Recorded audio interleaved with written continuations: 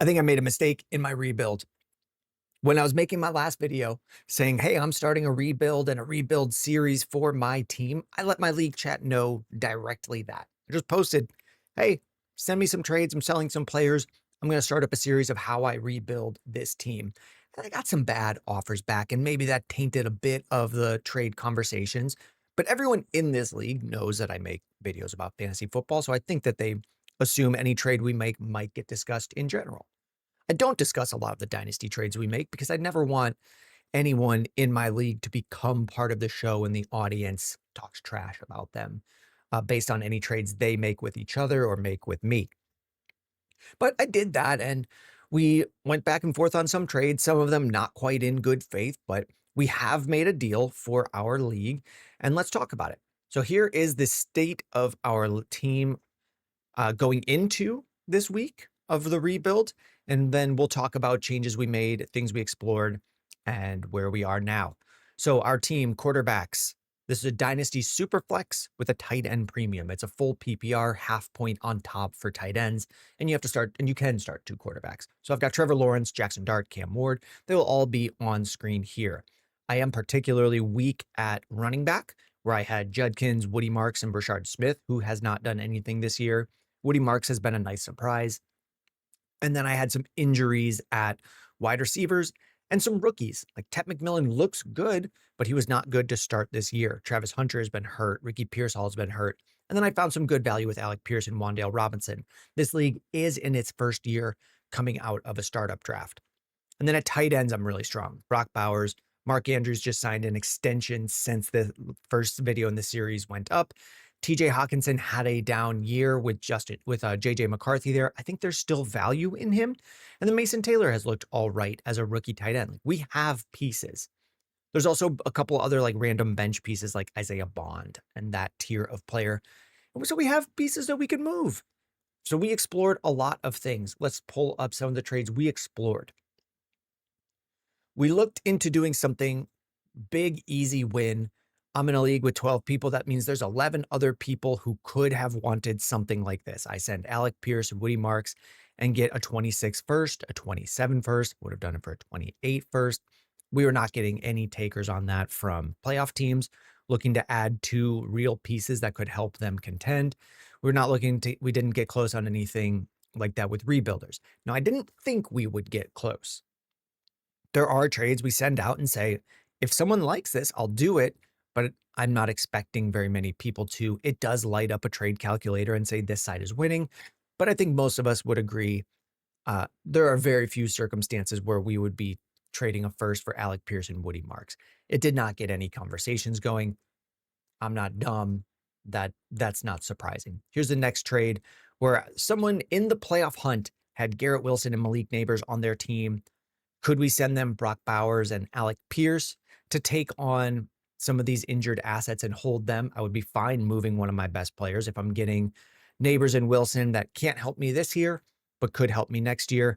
And there was no response on something like this. And this one wasn't an actual trade I sent. I just said, hey, are you interested in moving these injured players for Brock Bowers, who could help you make a playoff push? And then I mentioned I could add in other things. We could have also added in Woody Marks, or we could have added in a Wan'Dale Robinson on this trade, and maybe no Alec Pierce. Maybe the trade looks like that, or maybe we add in something on top. But the discussions didn't really get anywhere, so this one did not manifest.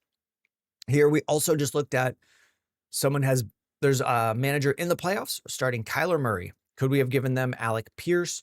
We looked at other quarterbacks to discuss. We actually went back and forth quite a bit. We didn't get any traction on doing something like, I would have sent Woody Marks and Alec Pierce for Kyler Murray. I would have sent Wan'Dale in this trade or some other combination, but Kyler Murray didn't really seem available, especially not with offers like this. They were low. Here's another trade that I wanted to get with Jackson Dart, just some sort of deal where I'm getting two firsts. I am totally fine with moving Jackson Dart. I think that by this offseason, someone will be able to get two firsts for him, or maybe they need to throw in a second or a third,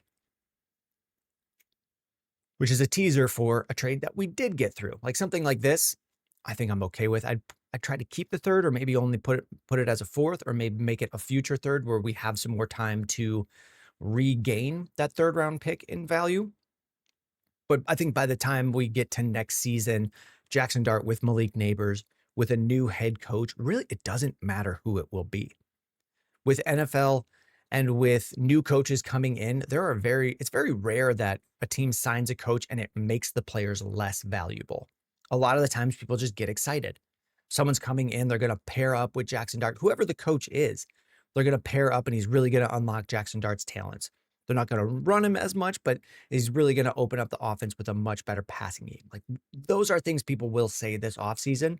So if I was going to be selling Jackson Dart, I wanted to sell him at his future value that I think is going to be pretty high. So I didn't think I would get that, but I wanted to see it. And that is something I'll continue to explore this offseason once trades open up again I think it's only about 3 weeks before trades open up again in this league. So I will be looking to move him if I get a deal like that and try to find a cheaper quarterback. Maybe I down tier to an older guy at Jackson Dart because my quarterback room is young. Dart, Ward, Trevor Lawrence is still young. If I could down tier to a Dak Prescott, someone in his low 30s, early 30s is the word, not low. Someone in his early 30s and have a veteran quarterback who's still putting up really good numbers and move off of Jackson Dart and get a little bit more value that way. I'll be looking to explore something like that. Here's a trade that I did get back from that. We were looking to get Kyler Murray from one manager, and I did get this trade offer where I would send Jackson Dart, Wandale, and a fourth for Michael Penix, a very far in the future first, a late second next year. This is one of the better teams in the league, like really well-managed team, and Jerry Jeudy. And this lights up the trade calculator, but I don't know how I feel about Michael Penix and this Atlanta offense. I'm not sure how long the GM for the Falcons is still there, how long the coach is still there. A late second, if you look at the track record of players taken at the end of the second round, it's not that good. There are a lot of misses. So this would just be a pick that I would then need to trade to turn back into something usable within the next couple months. And then a first is a first. And Jerry Jeudy, he's on a deal with the Browns. I don't know how great I feel about Jerry Jeudy. This felt like I would be taking on a lot of pieces that only one is for sure going to increase in value. Well, two. Penix and this first for sure increase in value before next year. But then I'm taking on a second that's not going to be great value, and Jerry Jeudy that would be losing value, and I have to give up one of my more valuable pieces. I think Wandale will still have value next year, so I didn't feel a desperation to move on from him. So we didn't go with that deal. The deal that we did end up taking was here. I moved Quinshon Judkins and a third for 2 future first-round picks. So I feel all right about this. And here's the way I view third-round picks. Most of them miss, and even if you have them, in general, picks accumulate value. The closer you get to the draft, the more valuable your picks become. But third-round picks, once you make them, almost always are losing value. I did make a list of third-round picks from last year. Some of these are hits. We had a good year of third-round picks in rookie drafts in 2025, but we're looking at guys like Will Howard, Quinn Ewers, Devin Neal, who now has a role in New Orleans, Dylan Sampson, who's okay, Jalen Knoll, Jalen Royals, Jalen Milrow, a lot of Jalen's that we don't really want on our teams. Mason Taylor, who looks like a good young tight end, but I'm not sure how fantasy relevant he ever becomes. Pat Bryant for the Broncos, who's going through an expansion of his role right now, late in the season. Elijah Arroyo and Shadur Sanders. So with these third-round picks, a lot of the times they just evaporate. So if I can lock that value in as 2 first-round picks, I feel okay about that. It is a late first this year. It could be somewhere between 108 and 112. Well, it will be somewhere between 108 and 112. And a 27 first that, in general, I just call a mid-first no matter what. Teams are going to have injuries. My team is hurt because I lost some players to injury. That could always happen to the manager that I made this deal with. So now let's look at the state of the team as it is. We have removed Quinshon Judkins, and we've gone from just having my own future picks to now missing a third, but gaining 2 extra first-round picks for the next couple years. And with those firsts, I'm not always just saying, oh, now I need to wait a year to get that value for a first. Like there are a lot of players in the 27 draft class that people are really excited about. But if I need value right now, I could move that pick and send it for a running back. My team needs running backs. Now, with the 226 seconds that, or the 226 firsts that I have, let's take a look at some of the players coming up in this year's draft. Here we've got Jeremiah Love, the likely 101. I have the 103 coming up in this year's draft, so it's unlikely I get him, but we have Jadarian Price, Justice Haynes, Jonah Coleman that all fit the requirements that I'm looking for when I'm making a draft pick. If I'm using a first round rookie pick, I want quarterbacks from the first round of the NFL draft, wide receivers from the first round of the NFL draft, tight ends from the first round of the draft, and then running backs from the top 3 rounds. So if you look at players that fit that requirement last year, that was Cam Ward, Jackson Dart, Ted McMillan, Travis Hunter, Emeka Ibuka, Matthew Golden, Genty, Hampton, Judkins, Henderson, Caleb Johnson, and Colston, Loveland, and Tyler Warren. That's 13 players. I think we'll be somewhere around that this year as well. So if I'm looking at running backs here, here's a good list of a few. Wide receivers, we've got 1, 2, 3, 4, 5, 6, 7 players that are somewhat projected to be going in the first round. Maybe that ends up only being 4 or 5, but I'm feeling all right that there are going to be pieces that I add to my team this offseason that free me up to make more trades. I may not end up even taking a pick at 103 and we just move that for a solid player, or we move that in a different deal. We're really open to anything with the team as we have it, and we don't have that much cruft that we need to move.